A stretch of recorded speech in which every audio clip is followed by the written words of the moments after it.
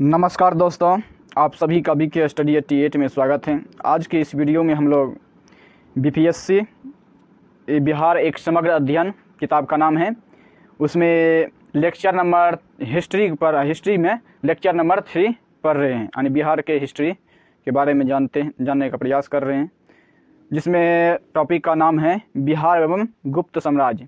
इससे पहले भी 2 वीडियो बिहार के इतिहास के बारे में चैनल पर अपलोड कर दिए गए हैं। प्लेलिस्ट के माध्यम से आप उन सभी वीडियो को भी देख सकते हैं। वीडियो के प्लेलिस्ट का लिंक डिस्क्रिप्शन बॉक्स में दे दिया जाएगा और टेलीग्राम चैनल पर इससे रिलेटेड क्विज कराया जाता है, टेस्ट लगाया जाता है, तो आप वहाँ टेलीग्राम चैनल पर भी जुड़ने का प्रयास करें। टेलीग्राम चैनल का नाम भी यूट्यूब चैनल के नाम ही है, BK स्टडी 88। चैनल को सब्सक्राइब सर्च कीजिएगा वहाँ पे टेलीग्राम पर, तो मिल जाएगा। चलिए स्टार्ट करते हैं बिहार एवं गुप्त साम्राज्य के बारे में। कुषाण साम्राज्य के अवशेषों पर गुप्त साम्राज्य का प्रादुर्भाव हुआ। ये संभवतः कुषाणों के सामंत थे। गुप्त वंश का उद्भव संभवतः उत्तर प्रदेश तथा बिहार राज्य में हुआ था। भारतीय इतिहास में गुप्त काल को स्वर्ण युग कहा जाता है, तो आप इसको भी याद कर ले। ये प्रश्न यहाँ से बन सकता है, एक ऑब्जेक्टिव टाइप का।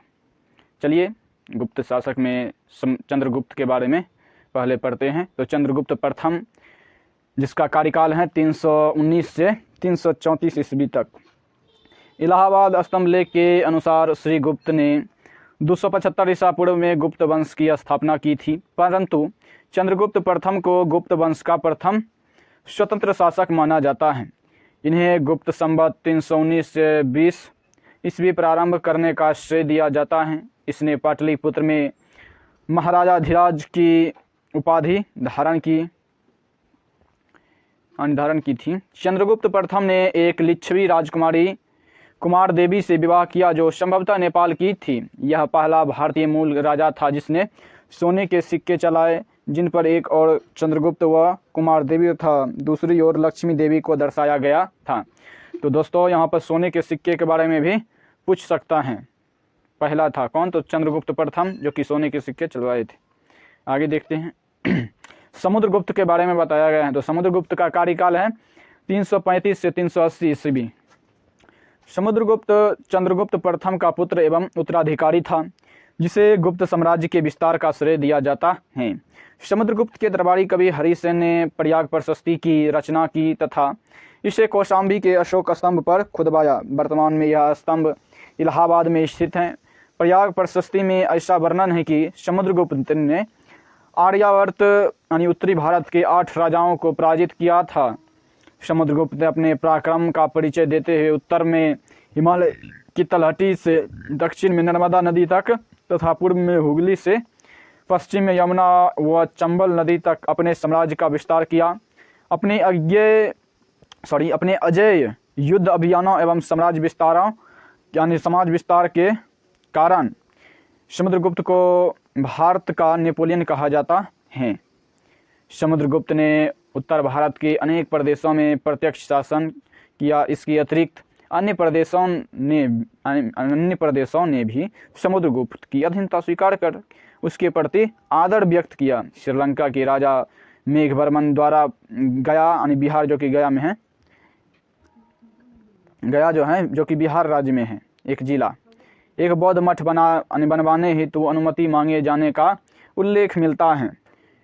समुद्रगुप्त संगीत प्रेमी था। इसका प्रमाण एक सिक्के से मिलता है, जिसमें उसे बीना बजाते हुए अंकित किया गया है। उसके द्वारा अश्वमेध यज्ञ करवाने के भी प्रमाण मिले हैं। चलिए चंद्रगुप्त द्वितीय के बारे में देखते हैं, जिसका कार्यकाल 380 से 412 ईस्वी तक रहे। तो चंद्रगुप्त द्वितीय विक्रमादित्य अपने भाई रामगुप्त की हत्या कर सिंहासन पर बैठा। इसका शासनकाल गुप्त साम्राज्य का स्वर्ण युग कहलाता है। गुप्त साम्राज्य के उत्कर्ष, सुरक्षा एवं राजनीतिक शक्ति विस्तार के लिए उसने वैवाहिक संबंधों और विजय को माध्यम बनाया। चंद्रगुप्त की पुत्री प्रभावती का विवाह वाकाटक राजा रुद्रसेन द्वितीय के साथ हुआ था। यह ब्राह्मण कुल का राजा था, जो मध्य भारत में शासन करता था। चंद्रगुप्त को देवराज, देवगुप्त, देवश्री आदि नामों से भी जाना जाता है। तो आप यहाँ से भी एक क्वेश्चन बन सकता है। आप इसको भी बहुत ही पैनी निगाहों से देखें। फाहियान जो कि चीनी यात्री थे, चंद्रगुप्त द्वितीय के काल में भारत आया था, जो 411 ईस्वी में पाटलिपुत्र भी गया। इसने अपने यात्रा वृत्तांत को फोक्योकी में गुप्तकालीन भारतीय संस्कृति का सुंदर वर्णन किया है। चंद्रगुप्त द्वितीय ने शक शासकों का अंत किया तथा विक्रमादित्य की उपाधि धारण की। चंद्रगुप्त द्वितीय कला, साहित्य एवं संस्कृति का प्रेमी एवं संरक्षक था। उसके दरबार में 9 रत्न रहते थे, जिनमें बराहमिहिर, आर्यभट्ट, ब्रह्मगुप्त, कालिदास, धन्वंतरी, अमर सिंह आदि प्रमुख थे। चंद्रगुप्त ने उज्जैन को अपनी दूसरी राजधानी बनाया। महाकवि कालिदास, जो कि अभिज्ञान, शाकुंतलम, कुमार संभवम आदि के रचयिता थे, तथा अमर सिंह ने अमरकोश की रचना की थी। कुमारगुप्त जो कि महेंद्रादित्य, जिसका कार्यकाल है 412 से 455 ईस्वी, चंद्रगुप्त द्वितीय के पश्चात उसका पुत्र कुमारगुप्त शासक बना। वह कार्तिकेय का उपासक था, किंतु अन्य धर्मों को भी सम्मान देता था। कुमारगुप्त ने नालंदा महाविहार की स्थापना की, जो कालांतर में शिक्षा का प्रमुख केंद्र बना। स्कंदगुप्त के बारे में देखते हैं, जिसको क्रमादित्य जिसका कार्यकाल 455 से 467 ईस्वी तक रहे। स्कंदगुप्त कुमारगुप्त का पुत्र था।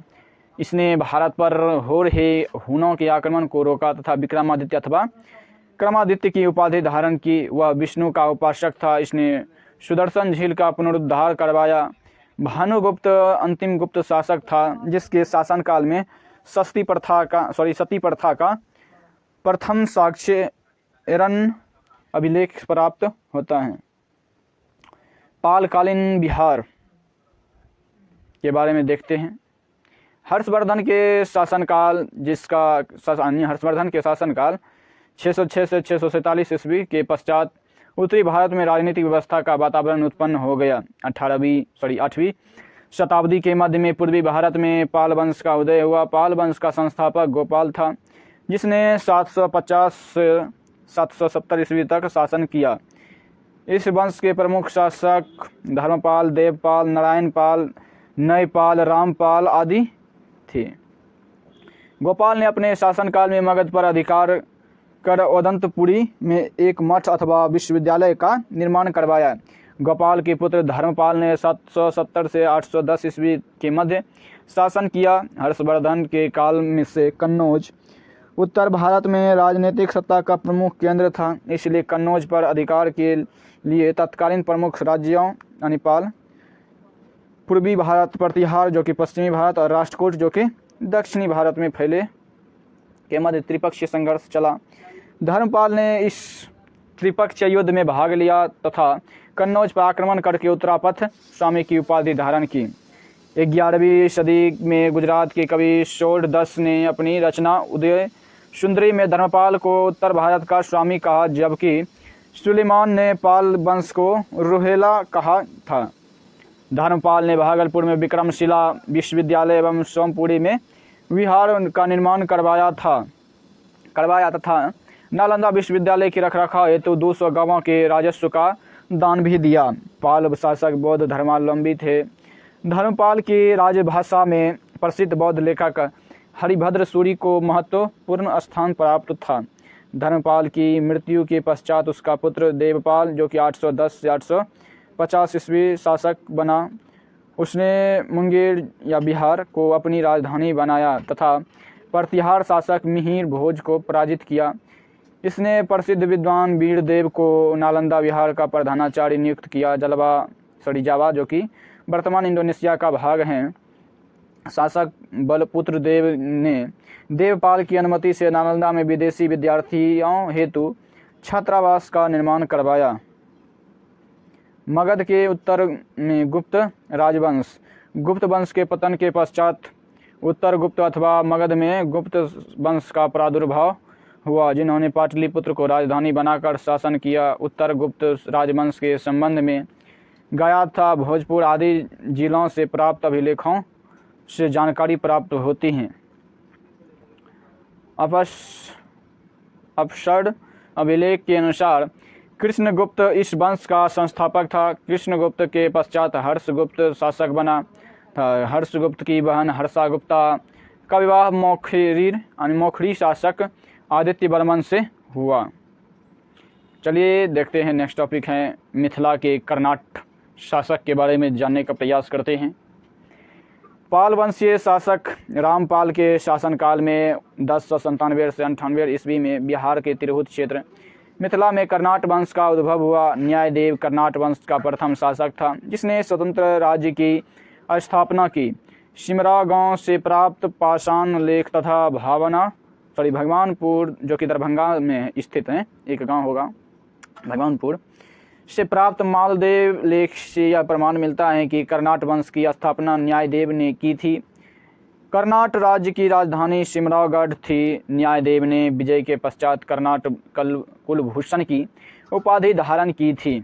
12वीं शताब्दी में कर्नाट वंश तथा सेन वंश के मध्य हुए युद्ध के परिणाम स्वरूप मिथिला क्षेत्र पर सेन वंश का अधिकार हो गया। इस समय कर्नाट वंश का शासक नरसिंह देव था। इसका अधिकार तिरहुत और दरभंगा क्षेत्रों में विस्तारित था। इन्हीं संघर्षों के कारण नरसिंह देव ने तुर्क बख्तियार खिलजी को बिहार अभियान के समय नजराना पेश किया। कर्नाट शासक दिल्ली सल्तनत के प्रतिनिधि को नजराना भेजा करते थे। गयासुद्दीन तुगलक के बंगाल अभियान, जो कि 1324 से 1325 के समय में हरि सिंह देव यहाँ का शासक था, जो इस अभियान से भयभीत होकर नेपाल में पलायन कर गया था। हरिदेव सिंह एक महान समाज सुधारक था। इसी के समय में पंजी प्रबंध का विकास हुआ था। प्रसिद्ध मैथिली कवि विद्यापति दरभंगा नरेश कीर्ति सिंह एवं शिव सिंह के दरबार में रहते थे। विद्यापति की रचना कीर्ति कला के अनुसार हरि सिंह के पश्चात मिथिला में राजनीतिक और स्थिरता की स्थिति उत्पन्न हो गई थी। मध्यकालीन बिहार के इतिहास की प्रमुख विशेषता यह थी कि बिहार के सभी पृथक क्षेत्र एक संगठित राजनीतिक इकाई तथा प्रशासनिक नियंत्रण के अंतर्गत आ गए थे। 12वीं शताब्दी के अंत में बख्तियार खिलजी के आक्रमण के साथ बिहार में तुर्कों के आक्रमण का आरंभ हुआ। बख्तियार खिलजी के बिहार अभियान के समय कर्नाट वंश के शासक नरसिंह देव ने उसे नजराना पेश कर संतुष्ट किया। उसने उदंतपुरी नामक बौद्ध विहार पर आक्रमण कर उसे नष्ट कर दिया तथा पुस्तकालय को अपने संरक्षण में ले लिया। पुस्तकालय से प्राप्त सूचना के आधार पर बख्तियार खिलजी ने विक्रमशिला तथा नालंदा विश्वविद्यालय को भी अपने अधिकार क्षेत्र में ले लिया। बख्तियार खिलजी ने बख्तियारपुर नामक नगर की स्थापना की। बौद्ध विहारों की अधिकता के कारण तुर्कों ने इस क्षेत्र को विहारों का प्रदेश कहा है। एक सैनिक अधिकारी ने बख्तियार खिलजी की हत्या कर दी। इसके शव को बिहार शरीफ के इमादपुर नामक स्थान पर दफना दिया गया। कर्नाट वंश के शासनकाल को मिथिला का स्वर्ण युग कहा जाता है। चलिए सेन वंश के बारे में जानने का प्रयास करते हैं। पाल वंश के पतन के पश्चात सामंत सेन के नेतृत्व में सेन वंश की स्थापना हुई। इस वंश के प्रमुख शासकों में विजय सेन, बल्लाल सेन तथा लक्ष्मण सेन थे, जिन्होंने बिहार एवं बंगाल क्षेत्र पर शासन किया।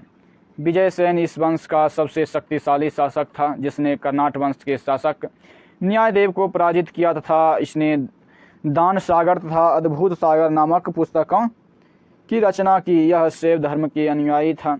लक्ष्मण सेन इस वंश का अंतिम शासक था, जिसके दरबार में जयदेव नामक कवि रहते थे, जिन्होंने गीत गोविंद की रचना की थी। तो गीत गोविंद किन की रचना है? तो जयदेव की हैं। ये क्वेश्चन बन सकता है, तो आप इनको भी याद कर लें। लक्ष्मण सेन वैष्णव धर्म का अनुयायी था। इसके शासनकाल में मोहम्मद गौरी के सेनापति बख्तियार खिलजी ने कई सैन्य अभियान बिहार बंगाल में किया तथा लक्ष्मण सेन को पराजित कर इस क्षेत्र को अपने अधीन कर लिया। बिहार एवं ममलूक वंश का कार्यकाल है 1206 से 1290 ईस्वी तक। इसको देखते हैं। 1206 ईस्वी में बख्तियार खिलजी की मृत्यु के पश्चात कुतुबुद्दीन ऐबक ने उत्तर भारत में गुलाम वंश की स्थापना की। ऐबक ने बिहार पर अधिक ध्यान नहीं दिया, जिसका लाभ उठाकर स्थानीय सामंतों ने स्वतंत्र होने की कोशिश की। ऐबक के पश्चात इल्तुतमिश, जिसका कार्यकाल 1210 से 1236 ईस्वी है, शासक बना। दिल्ली सल्तनत के शासक एवं गुलाम वंश के दूसरे महत्वपूर्ण शासक इल्तुतमिश ने 1225 में बिहार पर आक्रमण किया। उसने बिहार शरीफ एवं बाढ़ पर अधिकार कर लिया था। तेलियागढ़ी के समीप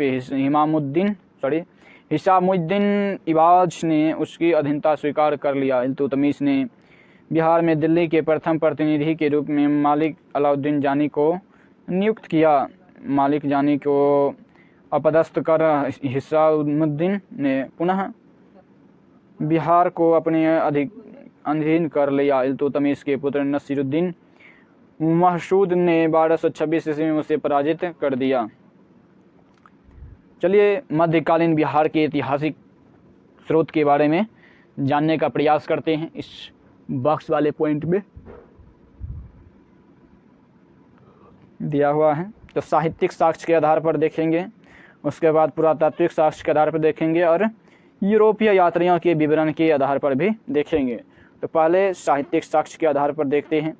तो दिल्ली सल्तनत कालीन साहित्य को पहले देखते हैं। तो इसमें है मिनहाज-उस-सिराज की तबकात-ए-नासरी, मिनहाज-उस-सिराज की तबकात-ए-नासरी, बरनी की तारीख़-ए-फ़िरोज़शाही, बरनी की तारीख़-ए-फ़िरोज़शाही, रिज़्क़ुल्लाह की वाक़ियात-ए-मुस्ताकी, रिज़्क़ुल्लाह की वाक़ियात-ए-मुस्ताकी, शेख कबीर की अफ़साना-ए-जहाँ, शेख कबीर की अफ़साना-ए-जहाँ। मुग़ल कालीन साहित्य को देखते हैं। अबुल फ़ज़ल अकबरनामा, अबुल फ़ज़ल अकबरनामा, मोहम्मद कासिम आलमगीरनामा, मोहम्मद कासिम आलमगीरनामा, करीम अली मुज़फ़्फ़रनामा, करीम अली मुज़फ़्फ़राना, बाबर द्वारा रचित तुजू के बाबरी, बाबर द्वारा रचित तुजू के बाबरी।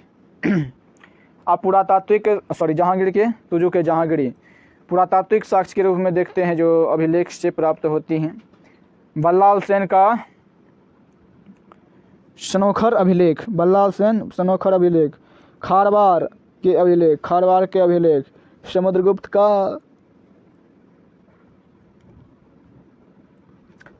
का पंचोब ताम्रपत्र अभिलेख, बुद्धसेन का बोधगया अभिलेख, बुद्धसेन का बोधगया अभिलेख, फिरोज शाह तुगलक का राजगीर जैन अभिलेख, फिरोज शाह तुगलक का राजगीर जैन अभिलेख हैं। शेरशाह सूरी का भभुआ अभिलेख, शेरशाह सूरी के भभुआ का अभिलेख, मोहम्मद बिन तुगलक का बेदीवन अभिलेख, मोहम्मद बिन तुगलक का बेदीवन अभिलेख। यूरोपीय यात्रियों के विवरण के आधार पर भी देखते हैं।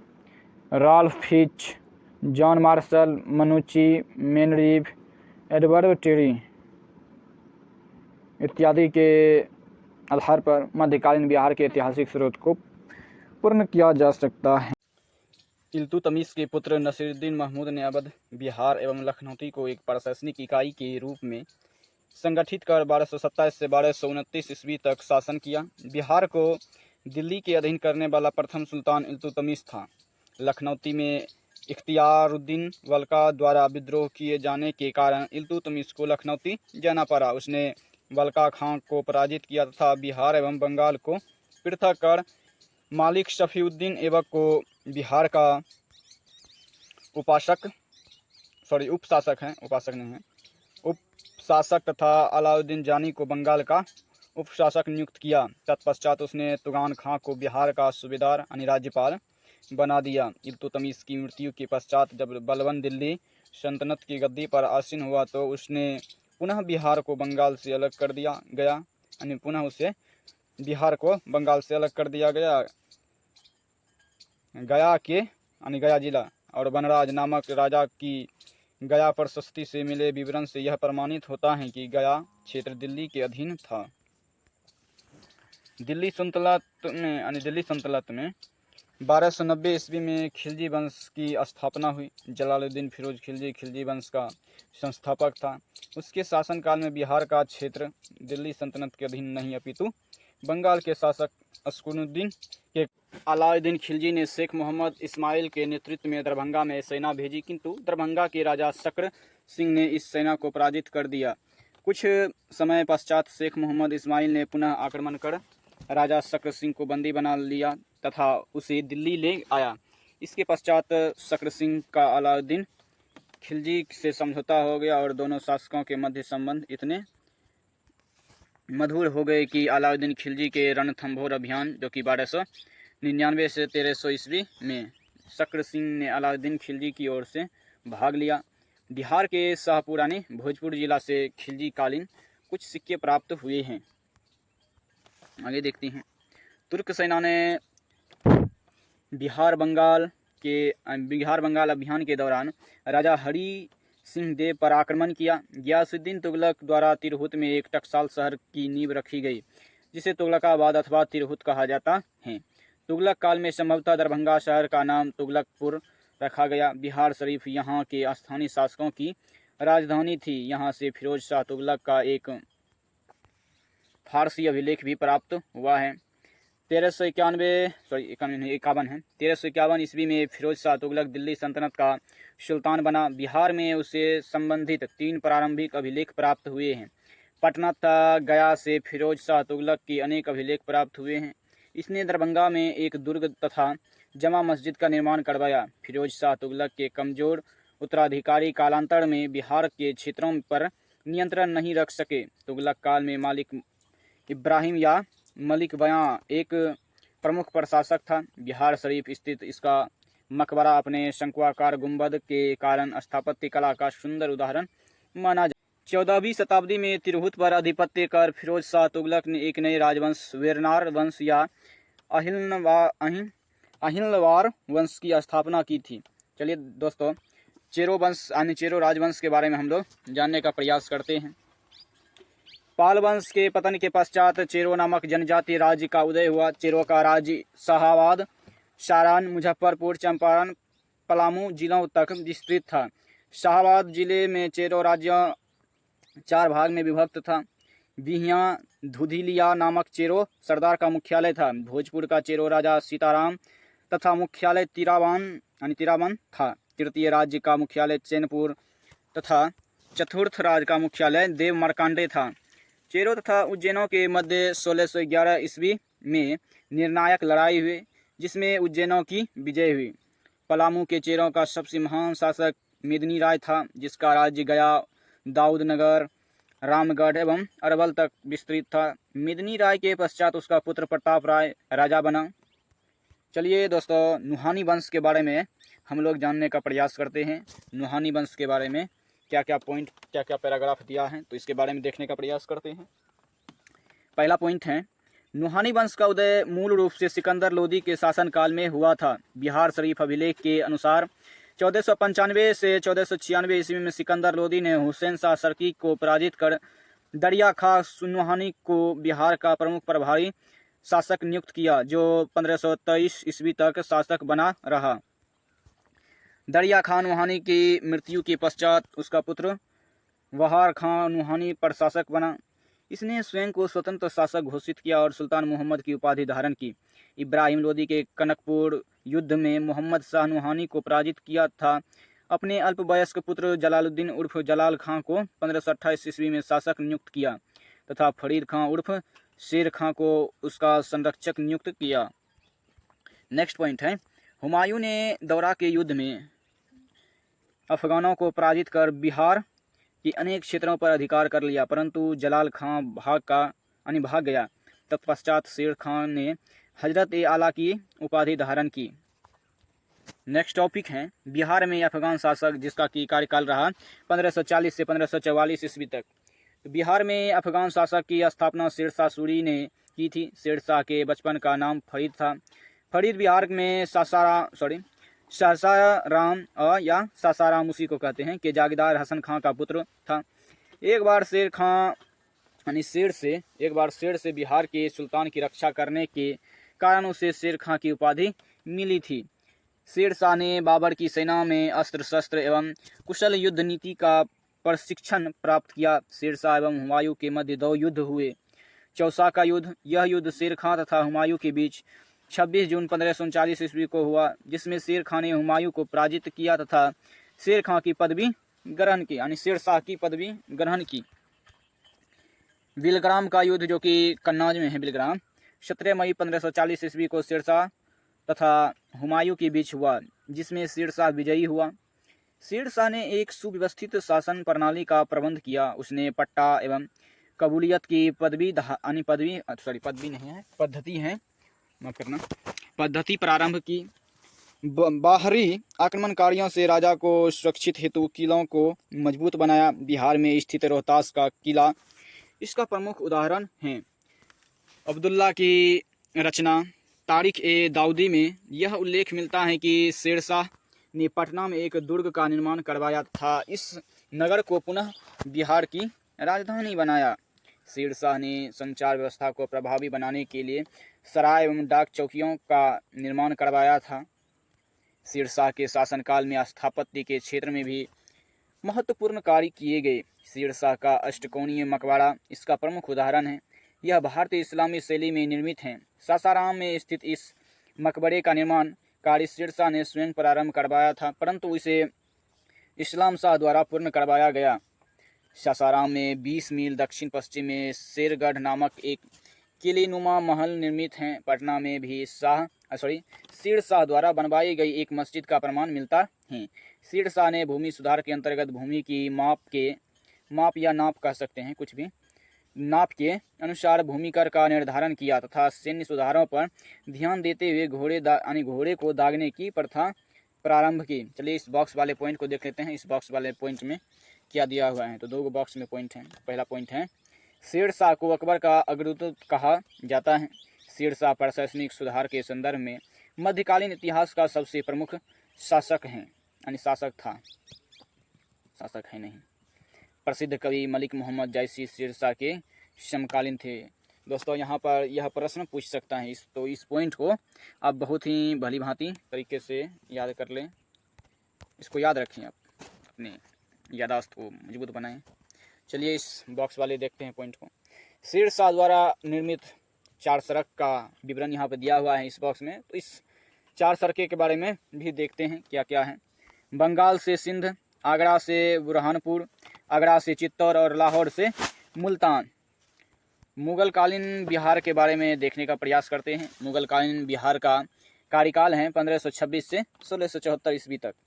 1526 ईस्वी में पानीपत के प्रथम युद्ध में बाबर ने दिल्ली के शासक इब्राहिम लोदी को पराजित कर भारत में मुगल वंश की स्थापना की, किंतु बिहार के क्षेत्र पर मुगलों ने 1574 से 1580 ईस्वी के मध्य अधिकार स्थापित किया। खानम मुनीम को बिहार का सूबेदार नियुक्त किया गया।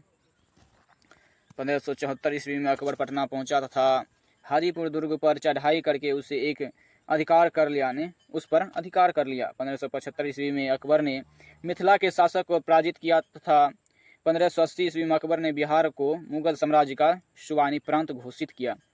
मुगल सूबेदार राजा मान सिंह ने बिहार में मुगल साम्राज्य को सुदृढ़ बनाया। आईन ए अकबरी के अनुसार बिहार सूबा 7 सरकारों बिहार, मुंगेर, तिरहुत, हाजीपुर, रोहतास, चंपारण तथा सारण में विभाजित था। मुगलों ने प्रशासनिक सुविधानुसार इन सरकारों को 199 परगनों में विभाजित किया था। 1621 ईस्वी में मुगल सम्राट जहांगीर द्वारा अपने पुत्र राजकुमार परवेज को बिहार का सूबेदार नियुक्त किया गया। बिहार का सूबेदार बनने वाला वह पहला मुगल राजकुमार था। कुछ समय पश्चात शहजादा खुर्रम, जो कि शाहजहां का नाम है, ने जहांगीर के विरुद्ध विद्रोह कर दिया तथा शहजादा परवेज को पटना, रोहतास आदि क्षेत्र छीन लिए गए। तत्पश्चात खुर्रम ने खाने दुर्रान को बिहार का सूबेदार नियुक्त किया। 1658 ईस्वी में औरंगजेब तथा दारा सिकोह के मध्य युद्ध हुआ, जिसमें औरंगजेब विजयी हुआ। औरंगजेब ने राजकुमार अजीम को बिहार का सूबेदार बनाया। अजीम के बेटे फर्रुख सियर का जन्म पटना में हुआ था। फर्रुख सियर पहला मुगल शासक था जिसका राज्याभिषेक पटना यानी 1713 ईस्वी में हुआ। औरंगजेब ने 1700 ईस्वी में मुर्शिद कुली खां को बंगाल का दीवान बनाया था। 1717 ईस्वी में फर्रुख सियर ने उसे बंगाल का सूबेदार बना दिया। शीघ्र ही वह बंगाल का स्वतंत्र शासक बन गया तथा उसने अपनी राजधानी मुर्शिदाबाद में स्थापित की।